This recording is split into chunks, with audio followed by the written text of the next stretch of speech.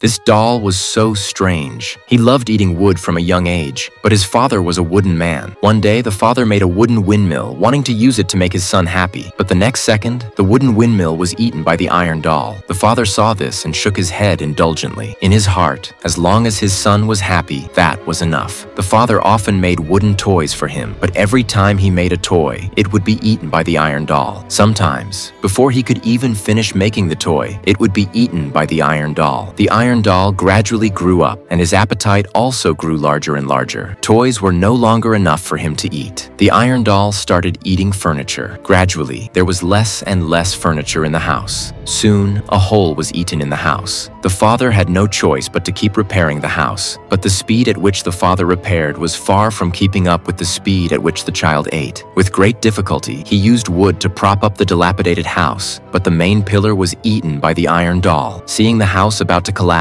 the father quickly rushed over to protect the iron doll. The collapsing beam heavily smashed into the father's body. He struggled to push the beam away and quickly checked if the iron doll was injured. Seeing that his son was unharmed, the father only then started worrying about the house. Facing the boundless wilderness, the father felt very upset. The iron doll wanted to comfort his father, but the father broke free from his hand and sat alone to the side. Seeing his sad father, the iron doll felt very guilty. At this moment, he saw the toys his father had made for him in the past. The iron doll secretly made a decision. The sound of thunder woke up the sleeping father. Only a windmill was left beside him. He searched everywhere for the child's figure. Suddenly, he saw a bright light on the top of a distant mountain. The father climbed to the top of the mountain with difficulty in the storm. The iron doll was standing motionless on the mountaintop. He quickly went forward to check and found that the fire in front of the iron doll's chest had been extinguished by the rain. It turned out that the iron doll was unwilling to implicate his father and deliberately ran to the top of the mountain to extinguish his own fire. The father blew hard at the fire in the iron doll's chest, wanting to wake up the child. But this was completely futile. The father held the iron doll and stood in the wind for a long time, then carefully laid the iron doll flat and placed the windmill on his son's chest. Suddenly, a breeze blew past, and the windmill began to rotate. The father suddenly thought of something. He modified the windmill into his son's body. The windmill drove the axle to turn, and the son miraculously woke up.